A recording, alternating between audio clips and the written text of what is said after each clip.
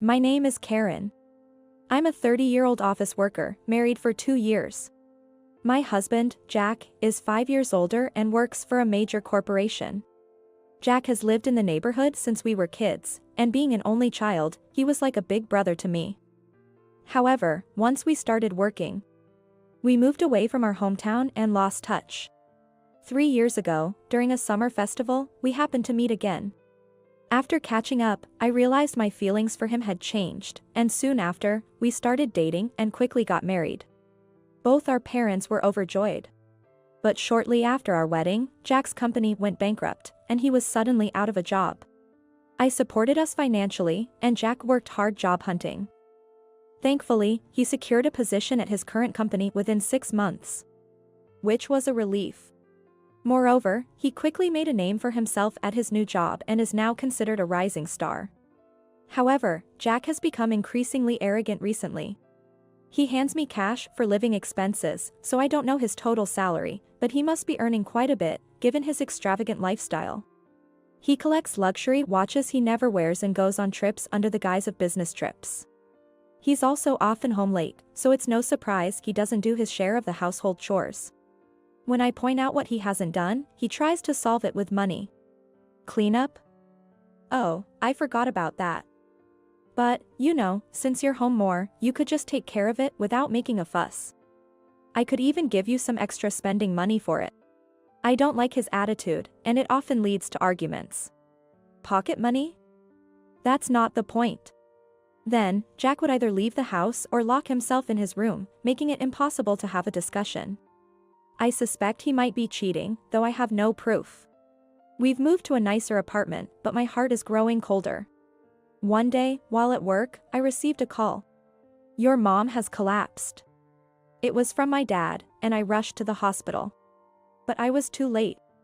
My mom had a chronic illness and had collapsed at home. By the time my dad found her, it was too late. In deep sorrow, my dad and I started preparing for the funeral. I tried calling Jack multiple times, but couldn't reach him. I finally got in touch with him at his usual time of returning home. I answered the call from Jack. Karen? Why aren't you at home? You've been calling me multiple times during work, what's going on? After returning home, Jack noticed I wasn't there and finally decided to give me a call. I'm sorry, Jack, my mom passed away. I managed to say, holding back tears. Yet, the response I received was completely unexpected. What? She died? Don't call me for something like that. It's annoying. I was stunned and couldn't hold back my tears any longer. Something like that? My mom passed away, and you call it something like that?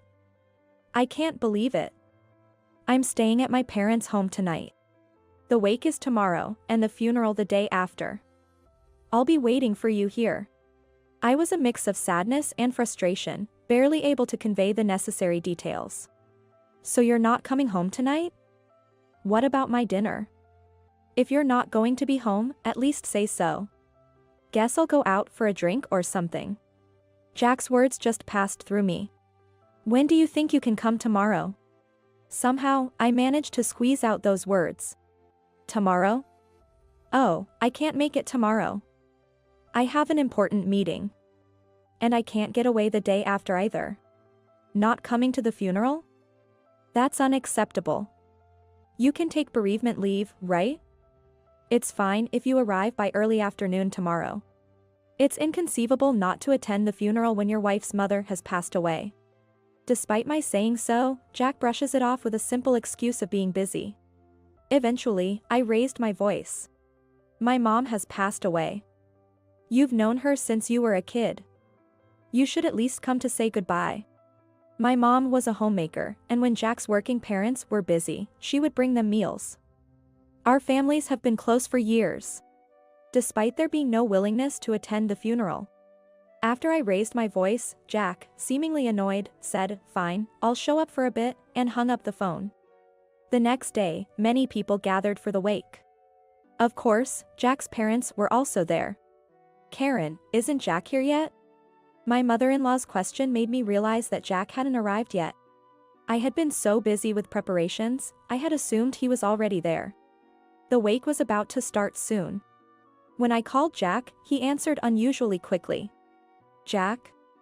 Are you still at work? What time can you make it? He responded irritably, I'm still at work. I can't make it today, and yelled. There was no point in arguing further. I gave up for today and informed him about the time for tomorrow's funeral before hanging up. Jack's parents repeatedly apologized to me and my father and kept calling Jack, but they couldn't get through to him. I truly believed he would show up for the funeral, but Jack was nowhere to be seen the next day. Moreover, when I called him, he said, you know my hourly rate is high. I could go, but can you afford to pay me? I had had enough.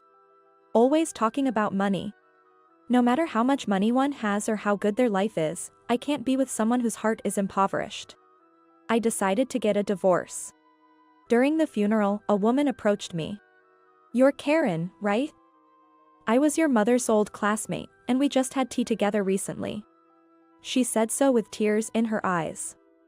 Hearing this, I couldn't help but let my own tears fall. She continued, where's your husband? When I told her he was too busy with work to come, she quietly became angry. Too busy with work to come? That can't be true. I was confused by her words, but she explained. I'm an executive at Jack's company. When he first joined, I heard about this amazing new guy, and when I talked to him, I realized he was your husband. But recently, he seems to have started slacking off at work. There was a complaint from a client just yesterday. She said. I was surprised by her story, but maybe the reason Jack yelled at me on the phone yesterday was that he was in a bad mood from that complaint. I wanted to hear more, but the woman, considerate of my situation, didn't linger and left. That night, I went back home once to pack what I needed. Jack hadn't returned yet and wasn't answering his phone. I left a note saying I'd be at my parents' home for a while and left the house. The next day, the executive woman contacted me. Apparently, Jack had applied for bereavement leave and was off work that day too. But when I told her he hadn't shown up at the funeral, she murmured, I thought so. And told me everything. Finally, she said, I think he'll be terminated immediately. The next time he comes to the office, his desk won't be there. Jack contacted me the following night. When are you coming back? Although he said it in a displeased tone, I felt nothing. I had no feelings left for this man. I'll come to pick up my things soon, I replied. Huh? I won't be coming back. What's that supposed to mean? Jack scoffed at me. Let's get a divorce.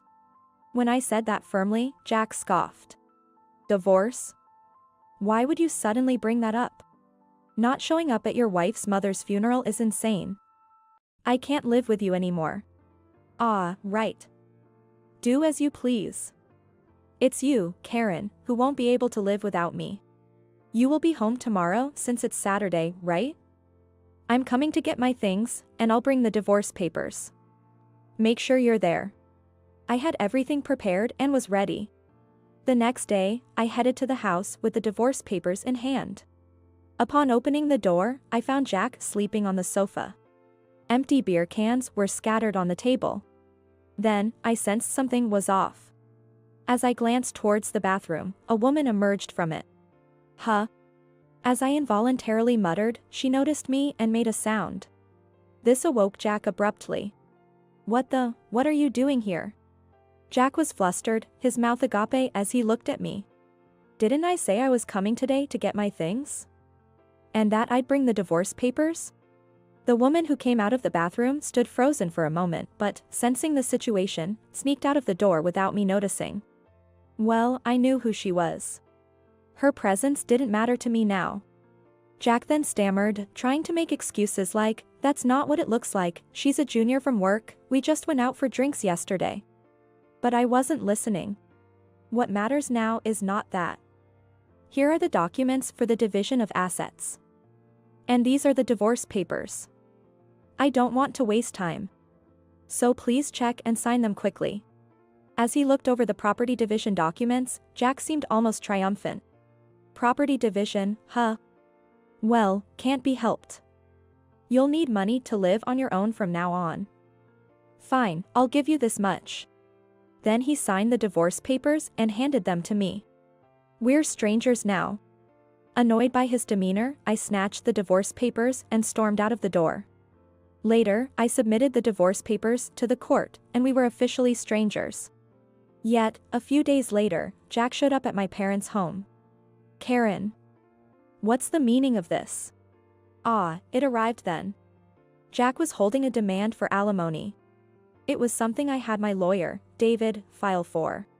Alimony? What's this about? It's written there, isn't it?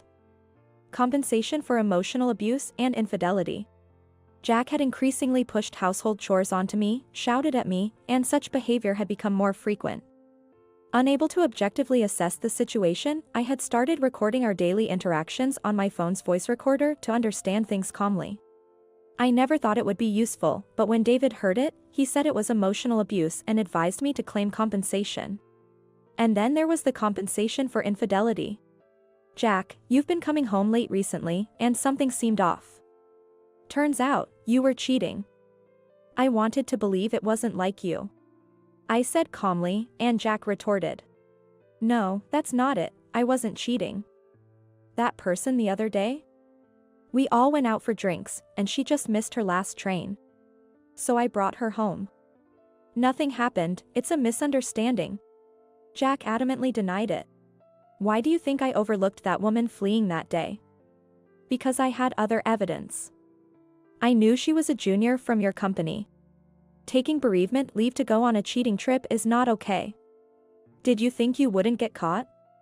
Besides, you've been fired from your company. Haven't you? I know everything. Jack looked at me, eyes wide. I continued, laughing. You, who boasted about being a rising star, wouldn't admit to being fired, would you? Fired, along with your affair partner, no less. Just because she's in accounting, you thought you could embezzle company funds without getting caught? How did you? He hadn't expected me to find out. Jack turned pale, his mouth opening and closing in shock. The woman who came to my mother's funeral was an executive from your company. She said she was a classmate of my mother's. She was quite upset that you didn't attend the funeral and thought about giving you a piece of her mind when she returned to the office. Then she realized you were on bereavement leave. She contacted me. The overnight trip to the spa must have been enjoyable, huh? With that, I presented the evidence photos I had kept. What, this? Jack's face grew paler by the second. Detectives are amazing, aren't they? I never imagined they could gather so much evidence. After hearing from the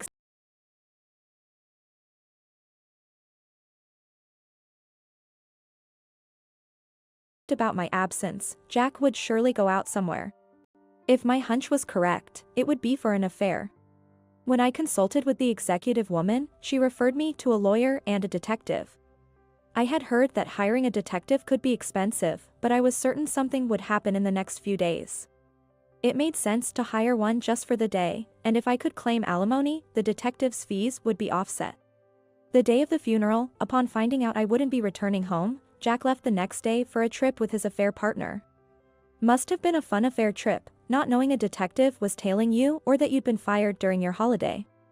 It's rare to be fired while on leave. Must have been a shock to come to work and find no place for you, I said. Finally, Jack spoke up. So, this was all you're doing? Hearing that made me laugh again. What are you accusing me of? The misuse of leave and embezzlement were all you're doing, weren't they? I concluded firmly. Just because you're unemployed now doesn't mean you can skip out on the alimony. There's also the division of assets. You can sell your pointless collection of watches to pay it off. Make sure you pay up quickly.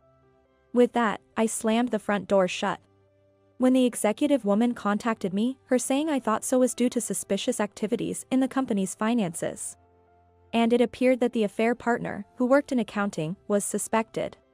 Furthermore, rumors of her affair with Jack had reached her ears, so she thoroughly investigated and discovered they were indeed embezzling funds. They must have been enjoying their affair with that money.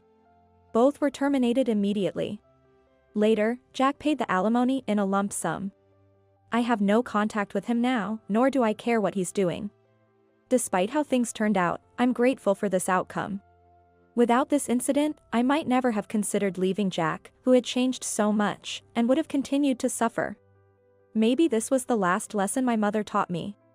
I'm okay, now. Now, I'm living healthily, making sure to be dutiful to my father.